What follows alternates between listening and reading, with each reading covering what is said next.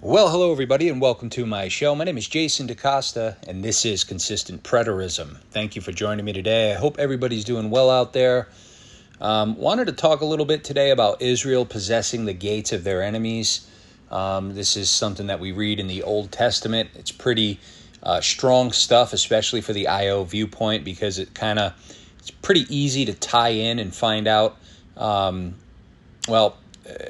It doesn't say Israel will possess the gates of their enemies. It says your descendants will possess the gates of their enemies, speaking to Abraham and Isaac.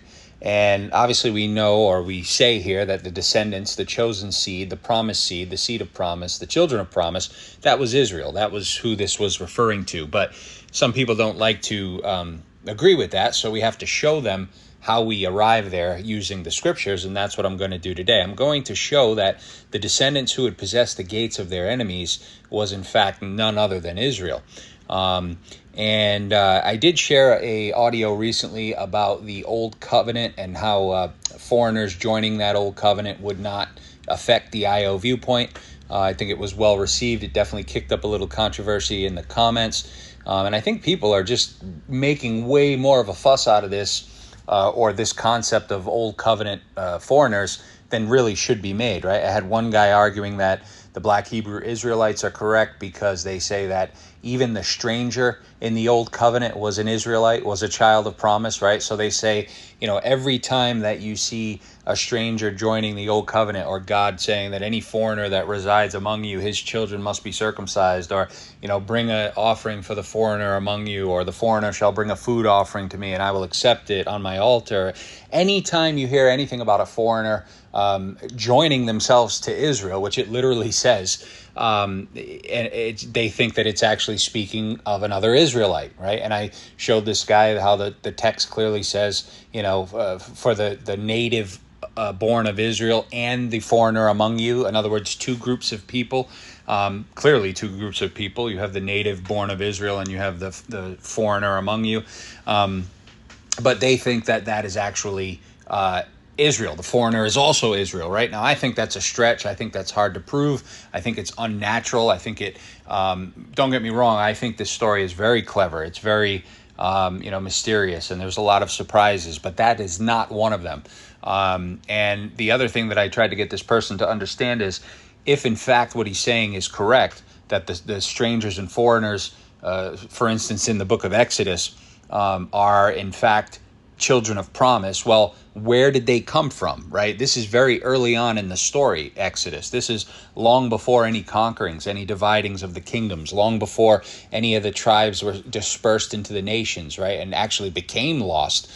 So how did some of these Israelites become strangers that early in the story, right? Because this is fresh out of Egypt, right? They're in Egypt for 400 years in captivity. They come through the Red Sea and boom, they're in the wilderness. And God is basically commanding them to accept the foreigner, right? That's among them. So you have a very, very limited amount of time to prove in that ancient time frame right at the beginning that Israel, the children of promise, actually were lost and dispersed, and it really just doesn't make sense, right? That dispersing and that the scattering didn't start to take place until the King David time and the conquerings and the tribes going their own ways, and Ephraim becoming a multitude of nations and so on and so forth.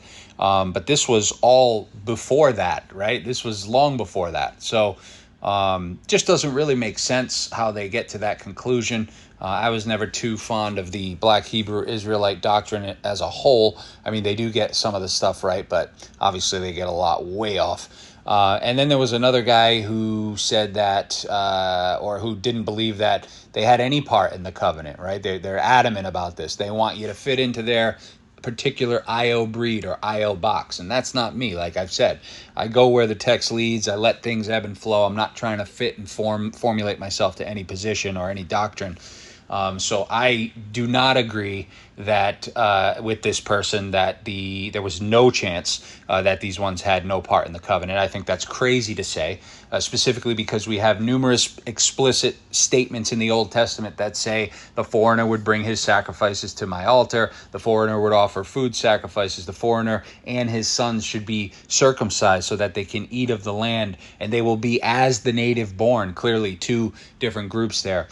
So there's plenty to suggest that they were at least part of the covenant. Okay, you can maybe say they weren't fully, as deep in the covenant as they, as an Israelite or true elect one would be. You can argue that maybe, but they were definitely part of the covenant. They had the same covenant commands, and they did the same things that these Israelites did in that covenant, and it's all right there, smack dab in your face in the Old Testament writings. So to come out and be dogmatic and say, nope, they had no part in the covenant, I think is crazy, right? Now, obviously, of course, some people hear me say that and they say, look, you're saying that they had part in the promise. No, I'm not. Two different things, right? The covenant, the law of Moses, the things that they were doing, offering sacrifices, getting circumcised, sure, those were things that were related to the covenant, but the promise came back from Abraham, right? Like Paul says, 400 years prior to the law coming at Sinai is when the promise came. And nothing that was in the law, i.e. the foreigners joining the covenant, nothing that was in the law or the instructions for the foreigners to do things in the covenant, nothing that was in the law would nullify or neglect or negate, I should say, the promise that came at Abraham 400 years earlier. So I think they're two different things. I don't think we should, mix up the two. I think that clearly there's a case to be made that foreigners did, in fact, join Israel's covenant in some capacity, whether partly or fully. It's arguable. And perhaps we won't ever really know the truth, as this was, thousands of years ago. But I do believe that my argument has always been that this is from the promise given at Abraham. Okay, so those were the ones that were going to receive the promise. Okay, and of course, this is, pretty much why we have Paul saying that not all Israel is Israel. Of course, there was a remnant within the full scope of Israel, and the full scope of Israel would have been those that are observing the covenant, the law of Moses, right? That would have been Israel in that day. And Paul is clearly saying that not all of those are the true Israel of God, because the true Israel of God comes back, way back from the promise at Abraham. And we know that came through Isaac, came through Jacob to the 12 tribes and their descendants. So it was a bloodline, lineage type deal. And that's where the promise was. That's what's important. All of the side dish details are unimportant. So there's no argument. I think it's really focused on Abraham.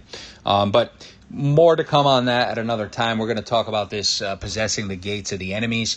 We're going to look at a few places to kind of prove this out. The first one we're going to look at is Genesis 17 quickly. Obviously, we know this is the God making his covenant with Abraham. The sign of the covenant is detailed here, where it's the circumcision. And interestingly enough, it says, he who is born in your house or bought with money from any foreigner who is not your descendant, he who is 8 days old among you shall be circumcised, every male child in your generations.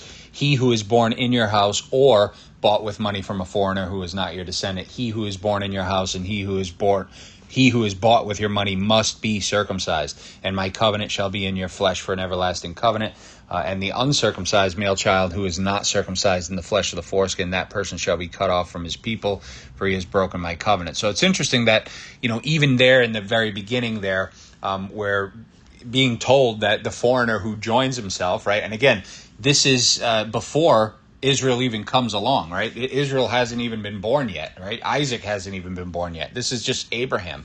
And that's why it's kind of like these arguments that these foreigners were also children of promise make no sense, because, Israel had not even come along yet. Israel's the children of promise. And yet here's, the command to circumcise the foreigner as well. So I think a lot can be said there, but we'll move on. So we have God saying this to Abraham, that his wife Sarah is going to conceive. She's going to have a son. He would bless her, and she would be the mother of many nations. And Abraham laughs, of course, and says, oh, she's so old, blah, blah, blah. And notice it says here, for your wife will bear a son, and you shall call his name Isaac, For I will establish my covenant with him for an everlasting covenant, and with his descendants after him. So here we have the promise of Isaac, Isaac being the established covenant descendant, and it says he would establish his covenant with him and his descendants after him, right? So obviously we go to Genesis chapter 22. Abraham's faith is confirmed here. Now he's got his son Isaac. God is testing him. He takes his son Isaac. He's going to sacrifice his one and only son. And God says, do not lay your hand on the lad or do anything to him, for now I know that you fear God, since you have not withheld your only son from me. And then Abraham lifted up his eyes, and there was a ram in the thorns. You know the story. And then the angel of the Lord, in verse 15 of Genesis 22, called to Abraham a second time out of heaven and said, by myself I have sworn, says the Lord, because you have done this, I have not withheld your only son. Here it is, blessing I will bless you, and multiplying I will multiply your descendants as the stars of heaven, and as the sand which is on the seashore, and your descendants shall possess the gates of their enemies. In your seed, aka in your descendants, all the nations of the earth shall be blessed, because you have obeyed my voice. So here's Abraham and his faith. God is blessing him now because of it, and he says that in his descendants he will multiply them, and they will be as the stars of heaven in number and as the sand on the seashore, and your descendants shall possess the gates of their enemies. So we have to ask, who is he speaking of here? He's speaking of descendants of Abraham that would become great in number, clearly, like the stars of heaven in number, and they would also possess the gates of their enemies. So he doesn't say Israel there, but we need to work to pull that out. It's there. We just need to find it. Okay, so this is the beginning. This is the start of the story where, Abraham and Isaac are going through this. And as we go forward, we're going to come to Jacob being born, and then the 12 tribes, and it's just going to go onward from there. But we have to catch this in its flowing context. Okay, so we have the promise. Then if we go forward and we go over to Genesis chapter 24, we're reading about Isaac's bride, Rebekah, right? And if we go down, it's a long chapter, but if we go down to around verse 59, it says, so they sent away Rebekah, their sister, and her nurse, and Abraham's servant and his men, and they blessed Rebekah and said to her, quote, our sister, may you become the mother of thousands of 10,000s, and may your descendants possess the gates of those who hate them, end quote. So here we have Rebekah. We know she was the mother of Jacob and Esau. The important one to take notice of is Jacob, aka the 12 tribes of Israel. She was the mother, and it says that may you become the mother of thousands of 10,000s, and may your descendants possess the gates of those who hate them. So clearly, again, it doesn't say Israel, it just says descendants. But we know that as Israel comes along, Israel fulfills this by becoming thousands of 10,000s, aka, the book of Numbers. That's what it's all about. And again, we have this promise that your descendants would possess the gates of those who hate them. So now that we have that, we're going to jump over to Deuteronomy chapter 1, because now we're going to start answering who are these descendants that are like the stars of heaven in number, and who are these descendants that are going to possess the gates of their enemies, right? Well, in Deuteronomy chapter 1, it says, these are the words which Moses spoke to all Israel on this side of the Jordan in the wilderness. So Moses is about to command the Israelites and tell them what is going on. And he's about to appoint the tribal leaders in verse 9. And he says, and I spoke to you at that time, Israel, saying, I alone am not able to bear you. The Lord your God has multiplied you, and here you are today as the stars of heaven in number.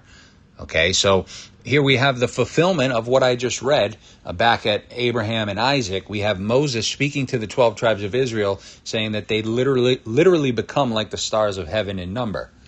And if we go back to Genesis, where God is talking to Abraham, he's saying that I will establish you with an everlasting covenant, and your descendants shall be like the stars of heaven in number. Okay, so he says, multiplying, I will multiply you as the stars of heaven in number, and your descendants will be like the sand on the seashore, and your descendants will possess the gates of their enemies. So again, who are the descendants that are going to be blessed and be multiplied greatly like the stars of heaven in number? Well, Deuteronomy 1 tells us exactly who. It's the children of Israel.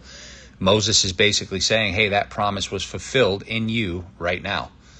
Okay, so that's done. Now, as far as the possessing the gates of the enemies, that's also all over the Old Testament, and it tells you very clearly who it is. Okay, notice Joshua chapter 23. Okay, now it came to pass a long time after the Lord had given rest to Israel from all their enemies around about, that Joshua was old and advanced in age, and Joshua called for all Israel, all their officers, judges, all their elders, and said to them, quote, I am old in age. You have seen all that the Lord has done to all these nations because of you. For the Lord your God is he who has fought for you. See, I have divided you by these lots, by lot, these nations that remain, to be an inheritance for your tribes from the Jordan, with all the nations that I have cut off as far as the great sea westward. And the Lord your God will expel them from before your eyes and drive them out of your sight. So you shall possess their land as the Lord God had promised you. Okay, so we'll stop there, but it's clear to see that here is Joshua basically telling the 12 tribes of Israel that you have fulfilled the promise given back to Abraham and Isaac that their descendants would possess the gates of their enemies. So that is a perfect fulfillment of those early promises here in Joshua. And it doesn't end there. Those promises and those statements are all over the Old Testament. This is the theme. Israel was the one that possessed the gates of their enemies to fulfill the promises. And what does that tell us, folks? Well, it tells us that the chosen seed, the children of promise, in your seed, in your descendants, many nations will be blessed, has to be Israel. It has to be the 12 tribes because they are the ones fulfilling all of the promises related to and surrounding that context back in Genesis. Folks, I hope you understand it. I hope you enjoyed it. If you did, give it a like a Rooski. If not, take a hike a Rooski, and we'll catch you on that next time. Take care, everybody. Bye-bye.